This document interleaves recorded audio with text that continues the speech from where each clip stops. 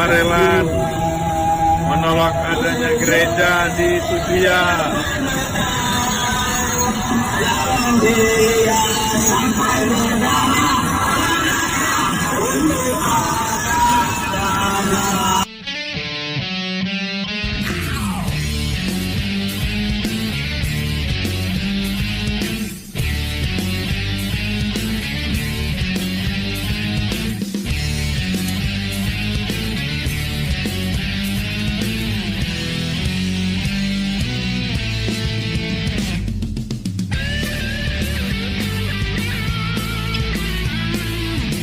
Jadi kami serahkan sama Tuhan.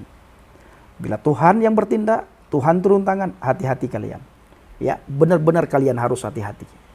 Ingat video saya kali ini, kalian harus hati-hati. Bertobat. Bertobat, bertobat, bertobat. Haleluya, haleluya. Shalom alaikum Hamasyah. Salam Aki. Aku kabarkan Injil keselamatan. Bapak Ibu Nasi Tuhan, ketemu lagi dengan saya Evangelis Avraham Effendi Usman. Bagaimana kabar Bapak Ibu semua? Tentu luar biasa. Nah saudaraku, kita sama-sama melihat dan menyaksikan serta mendengar di media sosial bagaimana saudara-saudara kita dari seberang yang tidak senang dengan kita orang Kristen. Dibuktikan saudara, ya, dibuktikan bagaimana mereka melakukan demo sambil teriak nama Tuhan dan selawatan. Mereka menuntut dan berharap kepada pemerintah supaya kita tidak diizinkan beribadah. Mereka menuntut supaya kita tidak beribadah, supaya kita tidak bergereja.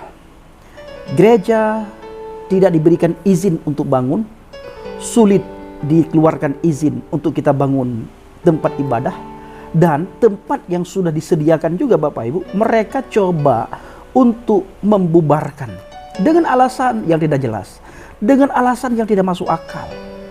Lalu Bapak Ibu, kemana pemerintah? Di mana para penegak hukum? Kenapa pemerintah seolah-olah diam, membisu, membiarkan, tidak bertindak? Begitu juga dengan penegak hukum. Tidak bertindak apapun, tidak melakukan apapun, dan tidak ada pembinaan daripada pihak pemuka agama. Padahal sering kita dengar dari para pemuka agama dari agama seberang. Mereka katakan lakum dinukum waliyadin. Agamamu bagimu, agamaku bagiku. Kenapa ini tidak diterapkan di lapangan? Seolah-olah ayat ini hanya diperdengarkan, berlaku di mulut, tetapi tidak pernah berlaku dari tindakan. Kalau seandainya lakum dinukum waliyadin, agamamu bagimu, agamaku bagiku, itu berlaku di tindakan, bukan saja ucapan di mulut, tidak akan terjadi hal yang selama ini kita lihat. Dalam bulan ini Bapak Ibu, itu sering sekali terjadi orang demo untuk ibadah. Ya, ketika kita beribadah mereka melakukan demo. Mereka tidak senang. Mereka menuntut supaya gereja kita ditutup. Mereka juga membubarkan kita yang lagi beribadah. Di mana pemerintah, pemuka agama, dan juga para penegak hukum. Kenapa mereka tidak melihat? Seolah-olah tutup mata, bahkan kesannya pembiaran, tanpa pembinaan sama sekali. Saudaraku ini kasih Tuhan, saya sangat takut ya, ketika semua orang Kristen bersatu hati, bersatu pikiran, kompak, lalu memanjatkan doa kepada Tuhan karena tidak lagi sanggup melihat penganiayaan yang terjadi terhadap orang Kristen. Ibadah sulit, gereja tidak diberikan izin untuk kita bangun. Ibadah ada orang yang membubarkan. Lalu kita tidak tahan dengan semua apa yang mereka lakukan terhadap kita. Kita sama-sama berdoa, memanjatkan doa kita kepada Tuhan. Tuhan dengar doa kita dan Tuhan bertindak. Orang-orang yang melakukan demo tentang ibadah kita, yang menutup gereja, akan mengalami murka Tuhan. Mereka tidak akan bisa lari daripada murka Tuhan. Ini yang saya takutin. Tetapi ini pasti terjadi Bapak Ibu. Orang-orang yang melakukan pembubaran ibadah, mengganggu gereja, terutama sekali daerah Sumatera, Murka Tuhan akan dialami oleh mereka. Ini pasti. Ini bukan candaan. Ya, ini bukan menakut-nakutin, tetapi mereka bakalan alami hal tersebut. Mereka dihantui dengan rasa takut. Lalu murka Tuhan pasti turun kepada mereka. Pertanyaannya, kenapa hal ini bisa terjadi? Kalau kita lihat ke Alkitab, karena pedoman kita Bible, pedoman kita Alkitab, maka segala sesuatu kita lihat dalam Alkitab. Dan Bapak Ibu, apa yang terjadi hari-hari ini yang kita lihat di medsos, media sosial, dan apa yang dialami oleh sebagian saudara-saudara kita umat Kristen, itu sudah begitu jelas tertulis dalam Alkitab. Salah satunya yang tertulis dalam Injil Yohanes 15 ayat yang ke-18. Bunyinya, "Jikalau dunia membenci kamu, ingatlah bahwa ia telah lebih dahulu membenci aku daripada kamu." Hari-hari ini, bagaimana daerah-daerah tertentu, lokasi-lokasi tertentu, wilayah-wilayah tertentu Bapak Ibu begitu membenci kita orang Kristen. Dibuktikan mereka tidak senang dengan hadirnya gereja, dan mereka tidak senang kita beribadah. Padahal kita ke gereja hanya untuk memuji, memuliakan, meninggikan Tuhan. Kita mendengarkan firman Tuhan. Kita ke gereja bukan untuk main judi, bukan untuk mabuk-mabukan, bukan untuk sabung ayam. Seharusnya yang harus mereka demo dan tutup itu adalah tempat-tempat maksiat, bukan tempat beribadah. Tetapi mereka tidak melakukan itu semua. Kenapa? Jangan-jangan, ya jangan-jangan ini asumsi mereka bagian daripada itu, maka tidak mungkin ditutup. Lalu mereka tutuplah gereja, demo, meminta supaya pemerintah tidak mengeluarkan izin gereja, pembangunan izin gereja, dan kita yang beribadah dibubarkan, diganggu. Nah, Bapak Ibu, itu dikarenakan kita bukan bagian daripada mereka.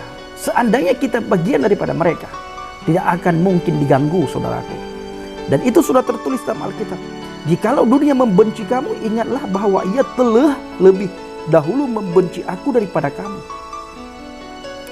Yesus sudah mengalami hal apa yang kita alami hari-hari ini Bapak Ibu. Bahkan apa yang kita alami tidak sebanding bila kita lihat apa yang dialami oleh Yesus. Tertulis dalam Alkitab bagaimana penganiayaan demi penganiayaan yang dialami oleh Yesus. Padahal saudaraku, tidak pernah dijumpai satu celah pun dosa, kesalahan, pelanggaran pada Yesus. Tetapi Yesus tetap dianiaya, ya, dipermalukan, dihina, dicaci maki, ditelanjangi, diludahi, dibogem, ditendang, bahkan diikat di tiang gantungan, di tiang salib Bapak Ibu.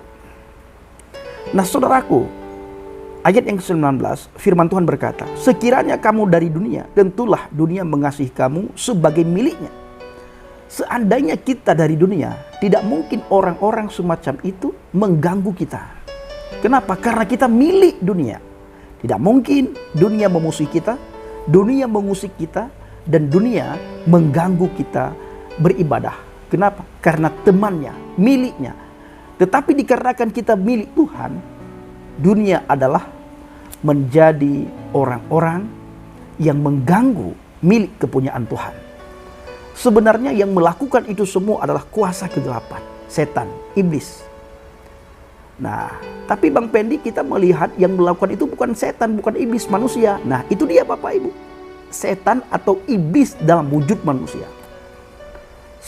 Iblis dan setan tidak bisa dilihat dengan kasat mata. Ya, tidak bisa dilihat. Maka kita bisa melihat iblis, kita bisa melihat setan. Nah, setan memakai alat. Nah, alat yang dipakai setan adalah ya apa yang hari-hari ini kita lihat di media sosial. Bagaimana mereka mengganggu ibadah. Yang takut dengan Tuhan itu adalah kuasa kegelapan. Karena gelap dan terang, terang dan gelap itu tidak akan bisa bersatu. Kuasa kegelapan paling takut ketika ada orang memuji, memuliakan, meninggikan Tuhan. Setan paling takut ketika orang itu berada dalam kebenaran. Maka setan bermacam cara, dia cari celah supaya orang-orang yang ada di dalam kebenaran ini bisa lari dari kebenaran, bisa meninggalkan kebenaran, bisa menyangkal kebenaran.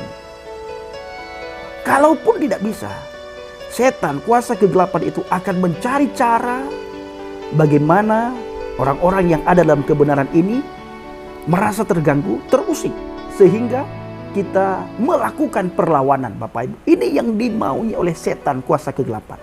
Tetapi Bapak Ibu lihat, di mana-mana anak-anak Tuhan hanya pasrah. Orang-orang yang percaya, yang berada dalam kebenaran dan berada dalam firman Tuhan, pasrah ketika diganggu, didemo, diteriaki, dan dikatain macam-macam. Kita pasrah.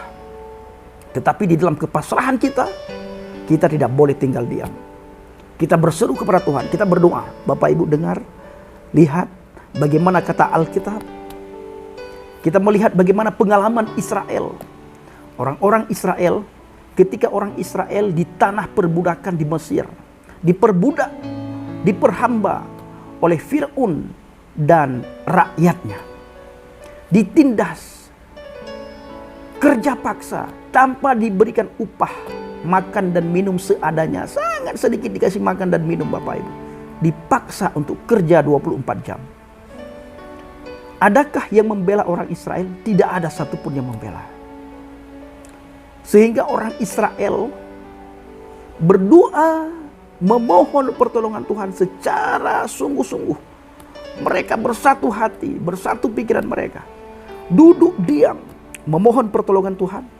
Lalu Tuhan mendengar teriakan orang Israel. Tuhan mendengar doa orang Israel.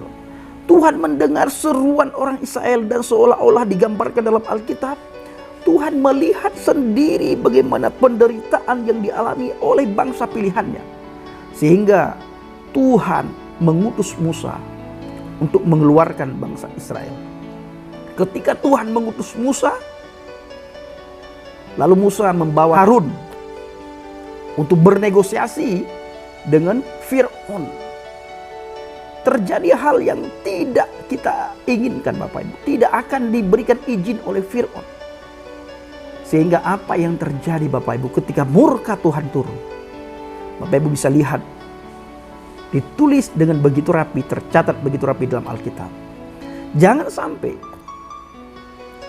di Medan terulang seperti yang dialami oleh orang Mesir bersama dengan Fir'aun dan bala tentaranya serta orang-orang Mesir pada waktu itu, Bapak Ibu.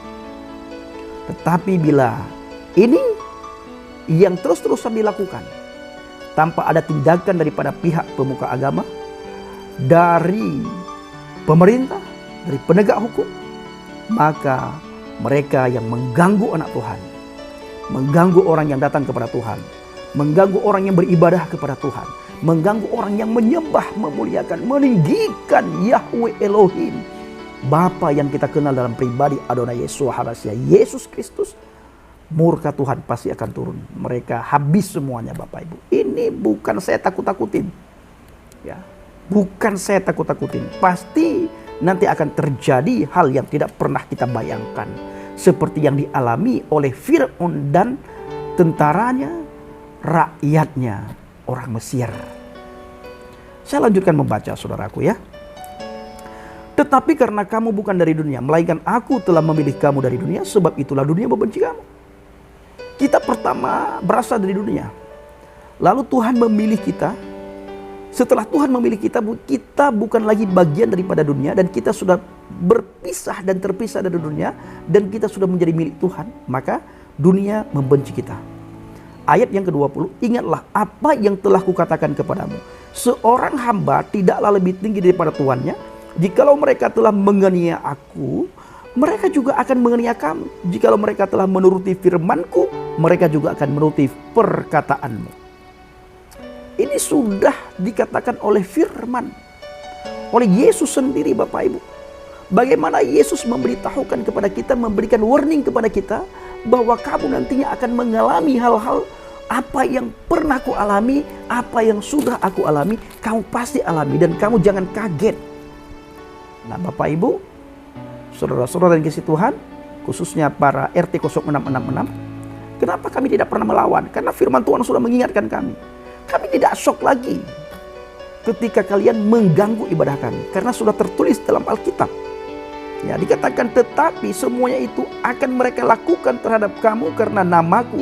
Sebab mereka tidak mengenal Dia yang telah mengutus aku. Jangankan mereka mengenal Yesus. Mengenal Dia yang mengutus Yesus saja mereka tidak turutin, saudaraku. Mereka tidak taatin. Seandainya mereka taat kepada Tuhan, tentunya mereka taat kepada firman. Karena Tuhan dan firman, firman dan Tuhan, putra dan bapa, bapa dan putra. Firman dengan yang berfirman tidak akan bisa dipisahkan. Itu bersatu. Ya, menyatu. Tidak bisa dipisahkan. Nah, jadi ketika seseorang mendengar perkataan Tuhan, maka orang itu mendengar firman. Tidak bisa orang itu hanya mendengar Tuhan tanpa mendengar firman. Tidak bisa orang itu hanya mengenal Tuhan tanpa mengenal firman. Karena kita mengenal Tuhan melalui firman. Nah, inilah iman kekristenan. Tanpa diketahui oleh orang-orang dunia. Saya juga seperti itu dulu Bapak Ibu.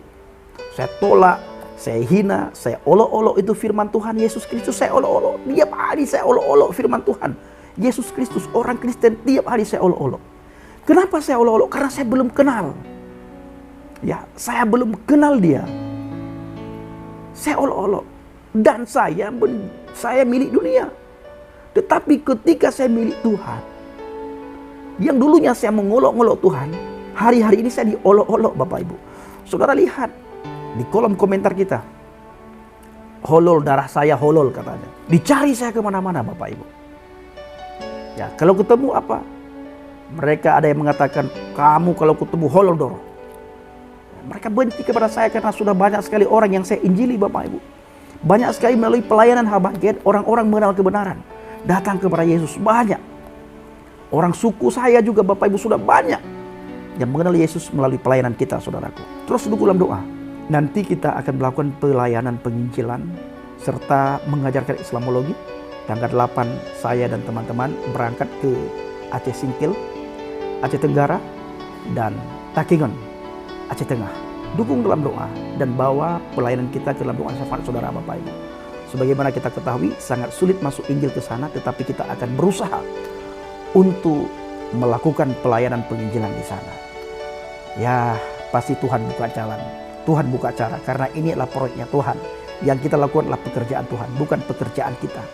Yang kita lakukan pekerjaan Tuhan. Tuhan pasti buka jalan. Tidak mungkin Tuhan tutup jalan, karena ini adalah perintah Tuhan. Pergilah, beritakanlah Injil. Nah, Bapak Ibu, mereka tidak menuruti firman-Ku, mereka juga menuruti perkataan-Mu.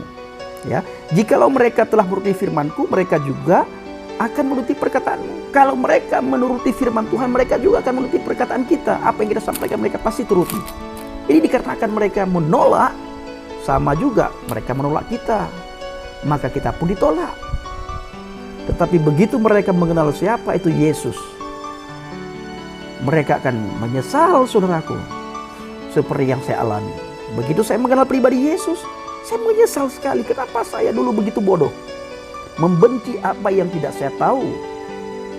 Nah, ayat yang ke-23. Sekiranya aku tidak datang dan tidak berkata-kata kepada mereka, mereka tentu tidak berdosa. Tetapi sekarang mereka tidak mempunyai dalih bagi dosa mereka. Barang siapa membenci aku, ia membenci juga Bapakku. Ya. Sekiranya aku tidak melakukan pekerjaan di tengah-tengah mereka seperti yang tidak pernah dilakukan orang lain, mereka tentu tidak berdosa. Tetapi sekarang, walaupun mereka telah melihat semuanya itu, namun mereka membenci baik aku maupun Bapakku. Tetapi firman yang ada tertulis dalam kitab Taurat, mereka harus digenapi. Mereka membenci aku tanpa alasan. Sama halnya kita lihat, mereka melakukan demo berjilid-jilid. Bukan saja terhadap gereja, orang yang beribadah. Pak Ahok pernah dilakukan demo berjilid-jilid Bapak Ibu. Dan itu semua dilakukan tanpa alasan yang jelas. Kalau saudara datang ke Medan, tanyakan, jumpai orang-orang yang melakukan demo yang menolak rumah ibadah. Itu alasannya muter Bapak Ibu. Nah, jadi yang sangat kita takutkan adalah ketika murka Tuhan itu datang, murka Tuhan itu turun, saudaraku, itu sangat sangat mengerikan bila murka Tuhan turun. Di dalam kitab Amsal 20 ayat 22. Janganlah engkau berkata, aku akan membalas kejahatan. Nantikanlah Tuhan, ia akan menyelamatkan engkau. Ini kata Amsal. Lalu kitab Ibrani 10 ayat 30 sampai 31. Sebab kita mengenal Dia yang berkata, pembalasan adalah hakku. Akulah yang akan menuntut pembalasan, dan lagi Tuhan akan menghakimi umatnya. Ngeri benar kalau jatuh ke dalam tangan Elohim yang hidup. Maka dari itu Bapak Ibu yang dikasihi Tuhan, para pecinta channel Injil Habaget, khususnya para RT 0666, kenapa orang Kristen diam, tidak menuntut, tidak melakukan pembalasan, tidak melakukan perlawanan? Karena Alkitab mengajarkan kami sedemikian rupa. Inilah akhlak, adab, budi pekerti, sopan santun kami di dalam berbangsa dan bernegara, bermasyarakat, di dalam kehidupan sehari-hari. Kalau ada orang yang mengganggu, kami serahkan kepada Tuhan. Karena percuma kami teriak sama pemerintah, sama penegak hukum, sama yang berwajib, tidak ada tindak lanjut. Jadi kami serahkan sama Tuhan. Bila Tuhan yang bertindak, Tuhan turun tangan, hati-hati kalian. Ya, benar-benar kalian harus hati-hati. Ingat video saya kali ini, kalian harus hati-hati. Bertobat. Bertobat, bertobat, bertobat. Baik saudara dikasihi Tuhan, para pencinta channel Injil Habaget, ini bukan video untuk menakut-nakutin, tetapi ingat, kalian butuh pertobatan. Kalian butuh Tuhan, supaya tidak diikat oleh ikatan agama yang membuat kalian melihat sesuatu itu harus, tidak bisa saya ngomong terlalu panjang, nanti kalian anggap saya ini penistaan agama. Shalom alaikum bishim habasiyah, salam aki. Aku kabarkan Injil keselamatan. Bapak Yahweh Bishop Adonai Yesus Hamasiah Urwah Kodes memberkati kita semua. Haleluya, amin, salam murtadin.